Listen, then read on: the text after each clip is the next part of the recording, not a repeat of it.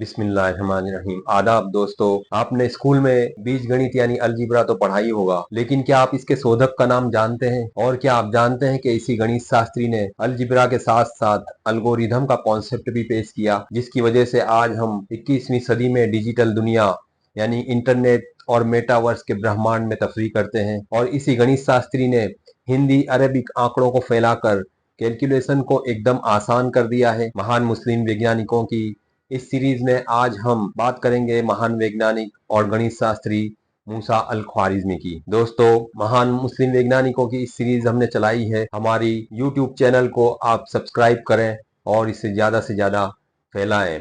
मैं सईद शेख आपका स्वागत करता हूं अपनी यूट्यूब चैनल में। अबू अब्दुल्ला मोहम्मद इब्न मूसा अल ख्वारिज्मी ईस्वी 770 में ख्वारिज्म आज के उज्बेकिस्तान के खीवा में पैदा हुए थे। 80 साल की उम्र पाई और ईस्वी सन 850 में उनकी मौत हुई। उनके बचपन के बारे में ज्यादा मालूमात नहीं मिलती है, लेकिन ये तय है कि उनकी फैमिली बगदाद में आकर बस गई थी। अल ख्वारिज्मी ने बगदाद में गणित, एस्ट्रोनॉमी और भूगोल यानी कि जियोग्राफी की पढ़ाई की। एक से ज्यादा विद्याओं का ज्ञान रखने वाले को पॉलीमेथ कहते हैं। इस लिहाज से वो पॉलीमेथ थे और इन विद्याओं में उनकी महारत की वजह से उस वक्त के अब्बासी खलीफा मामून अल रशीद ने बैतुल हिकमा के जिसकी बुनियाद तो हारून अल रशीद ने रखी थी, उसमें हिकमा के चीफ साइंटिस्ट और गणित शास्त्री के तौर पर अपॉइंट किया था। बैतुल हिकमा बगदाद में वैज्ञानिक खोजों और अनुवाद का केंद्र था, जहां ग्रीक और पर्शियन क्लासिकल ग्रंथों का अरबी और सीरियाक भाषाओं में अनुवाद किया जाता था और मैन्युस्क्रिप्ट्स को दुनिया भर के पुस्तकालयों तक पहुंचाया जाता था। अल ख्वारिज्मी यहाँ ग्रीक, भारतीय गणित और एस्ट्रोनॉमी के ग्रंथों के अनुवाद करते थे।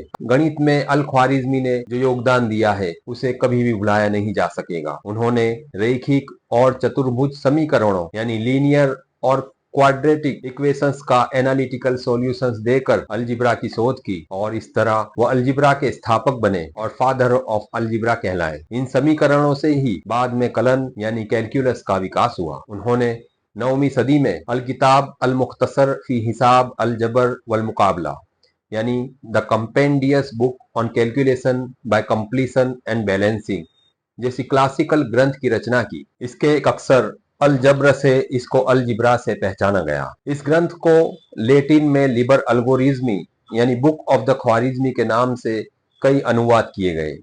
लेटिन में अल ख्वारिज्मी को अल्गोरिज्मी कहा जाता था और इसी में से अल्गोरिज्म लफ्ज निकला है। 12वीं सदी में जेराड ऑफ क्रेमोना और रॉबर्ट ऑफ चेस्टर ने इसका लेटिन में लिबर अल जिब्रे एट अल मुकाबला के नाम से अनुवाद किया। इस ग्रंथ को यूरोप की यूनिवर्सिटीज में गणित के मुख्य टेक्स्ट बुक के तौर पर पढ़ाया जाता था और यूरोप को बीज गणित के बारे में इसी ग्रंथ से पता चला था। अल ख्वारिज्मी के जमाने में बीज गणित सभी प्रकार की समस्याओं को हल करने के लिए एक व्यवहारिक व्यवस्था थी, जैसे कि विरासत, करार, सर्वे, टैक्स वसूली, विभाजन, मुकदमे और व्यापार के मामले में, या फिर जहां जमीन की पैमाइश, नहरों की खुदाई, ज्योमेट्रिकल कंप्यूटेशन जैसे मामलात को हल करने की जरूरत होती थी, वहां बीज गणित की मदद ली जाती थी। उन्होंने इस विषय पर चर्चा की जिसे अरबी में इल्मुल फराइज यानी कुदरती वारिसों के हिस्सों के विज्ञान के रूप में जाना जाता है। अल ख्वारिज्मी का दूसरा सबसे ज्यादा इंप्रेसिव काम अंक गणित यानी कि एरिथमेटिक में है, जिन्होंने किताब अल हिसाब अल हिंदी यानी बुक ऑफ इंडियन कंप्यूटेशन और किताब अल जमा वल तफरीक अल हिसाब अल हिंदी यानी addition and subtraction in Indian arithmetic की रचना की थी। इसमें उन्होंने उस वक्त काफी मुश्किल लगने वाले लेटिनी अंकों के बजाय डेसिमल नंबर्स यानी भारतीय अंकों का उपयोग करके, कि जो अब अरबी अंकों के नाम से जाने जाते हैं, एडिशन, सब्ट्रैक्शन, मल्टीप्लिकेशन और डिवीजन की प्रक्रियाओं को आसानी से समझाया था। इस ग्रंथ का 12वीं सदी में एडेलार्ड ऑफ बाथ ने लेटिन में अनुवाद किया था, जिसे अल्गोरिथमी डी न्यूमेरो इंडोरम के नाम से पब्लिश किया गया। यूरोप के विद्वानों ने अल ख्वारिज्मी के अरबी अंकों का इस्तेमाल करके गिनती के तरीके को अपनाया, जिसे उनके लेटिन नाम अल्गोरिथम के नाम से जाना गया। अल ख्वारिज्मी ने न सिर्फ शून्य का महत्व बताया, बल्कि डेसिमल सिस्टम को भी लोकप्रिय बनाया। शून्य को अरबी में सिफर कहा जाता है। ऐसा माना जाता है कि शून्य की शोध भारत के गणित शास्त्री आर्यभट्ट ने की थी, लेकिन इसका सही इस्तेमाल अल ख्वारिज्मी और फिर दूसरे मुस्लिम गणित शास्त्रियों ने किया। इस्लामी दुनिया में तो शून्य के बारे में पता था और इसको इस्तेमाल भी किया जाता था। यूरोप को शून्य के उपयोग के बारे में और इस बात को कबूल करने में 250 साल लग गए कि जीरो अरबों की भेंट है। यह बात अमेरिकन मैथमेटिक्स प्रोफेसर कार्ल जे स्मिथ ने अपनी किताब द नेचर ऑफ मैथमेटिक्स में लिखी है। 18वीं सदी तक यूरोप के गणित शास्त्रियों की किताबों में शून्य को सिफर से उल्लेख किया जाता था। अल ख्वारिज्मी के अलजिब्रा और अंकगणित के नियम पूर्व और पश्चिम में कई सदियों तक गणित शास्त्र के सोर्सेज बने रहे। फ्लोरियन केजोरी का मानना है कि अल ख्वारिज्मी की अलजिब्रा में कई भौमितिक यानी जियोमेट्रिकल विचार पड़े हुए हैं। उन्होंने आइसोसेलिस यानी जिस त्रिभुज ट्रायंगल की दो साइड समान होती है तब न सिर्फ राइट ट्रायंगल का प्रमेय थियरम दिया, बल्कि त्रिभुज ट्रायंगल, चतुर्भुज, पैरेललोग्राम और सर्कल का क्षेत्रफल भी गिना था। अल ख्वारिज्मी के अलजिब्रा का उनके बाद आने वाले गणित शास्त्री जैसे कि अबू कामिल, उमर खय्याम, अबुल वफा, फिबोनाची और देकार्त पर बहुत गहरा असर पड़ा था। अल ख्वारिज्मी ने साइन और कोसाइन टेबल्स और पहली बार टेंजेंट्स के एक्यूरेट टेबल्स की रचना की। इसकी रचना करके ट्रिगोनोमेट्री में बहुत बड़ा योगदान दिया, जो बाद में आने वाले गणित शास्त्रियों के लिए काफी मददगार हुए। और इन टेबल्स का उपयोग राइट ट्रायंगल्स, एस्ट्रोनॉमी, नौचालन यानी कि नेविगेशन और इंजीनियरिंग में किया जाता था। अल ख्वारिज्मी के इन ट्रिगोनोमेट्री टेबल्स ने एक्यूरेट नक्शे और नौचालन टेक्निक्स के विकास में काफी मदद की थी। अल ख्वारिज्मी के ट्रिगोनोमेट्री में जो योगदान दिया, उसके बाद में आने वाले गणित शास्त्री रोजियो मॉन्टेनस पर काफी प्रभाव पड़ा था, जिसने ट्रिगोनोमेट्रिक टेबल्स और इसके तरीकों को और बेहतर बनाया था। एस्ट्रोनॉमी यानी खगोल शास्त्र में अल ख्वारिज्मी ने जीज अस्सिद हिंद यानी एस्ट्रोनॉमिकल टेबल्स ऑफ सिद्धांत की रचना की थी।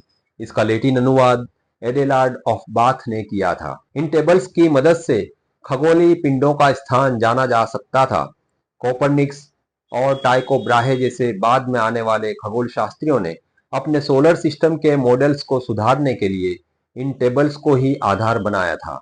तो हम एक एग्जाम्पल दे रहे हैं यहाँ पे रोमन न्यूमेरिकल्स के साथ कैसे कैलकुलेशंस होता था और हिंदी अरेबिक के साथ कैसा कैलकुलेशंस होता है वो देखिए आप। फॉर एग्जांपल 123 को 11 से मल्टीप्लाई करना हो तो रोमन कैलकुलेशंस में आप देखेंगे कि C x x i multiply by x i आप करेंगे तो ब्रैकेट में c into x plus C into i और फिर bracket complete plus x into x plus x into i plus x and so. इस तरह जब बहुत से कॉम्प्लिकेटेड कैलकुलेशंस करने के बाद आपको जवाब मिलेगा MCCLII जो है 1353। अब देखिए हिंदी अरबिक न्यूमेरल्स में आप देखिए कि कितना आसान कैलकुलेशन है। 123 इंटू 11 करेंगे आप 15 स्टेप में आपका जवाब मिलेगा 1230 प्लस 123 इज इक्वल टू 1353। तो दोस्तों ये अल ख्वारिज्मी और इनके बाद आने वाले मुस्लिम और अरब साइंसदान और गणित शास्त्रियों का हम पर बहुत बड़ा एहसान है दुनिया पर कि इन्होंने बहुत ही कॉम्प्लेक्स कैलकुलेशंस को एकदम आसान बना दिया। इसी तरह अल ख्वारिज्मी ने शून्य को जो प्रचलित किया, शून्य की शोध भारत में हुई थी ये हमने आपको पहले बताया, लेकिन शून्य को और अरबिक न्यूमेरल्स को फैलाकर उन्होंने जो सबसे बड़ा काम किया जिसकी बुनियाद आज पड़ी है वो कंप्यूटर साइंस की पड़ी है। इसमें आप देख सकते हैं कि कंप्यूटर में बाइनरी सिस्टम होता है जिसमें 0 और 1 का इस्तेमाल होता है और जो एल्गोरिदम भी बनता है वो अल ख्वारिज्मी ही के टेक्निक के मुताबिक एल्गोरिदम बनता है।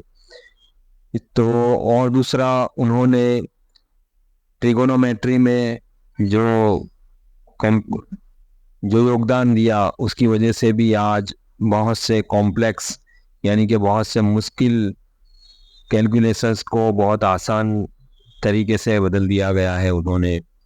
तो इनका हम पर और इस दुनिया पर बहुत बड़ा एहसान है कि उन्हीं की वजह से आज हम इस जो मेटावर्स में जो तफरी कर रहे हैं, और जो दुनिया भर के जो कंप्यूटर्स एक दूसरे से कनेक्टेड है, जो नेटवर्क है, और जो रॉकेट साइंस भी आज इतनी तरक्की पे है।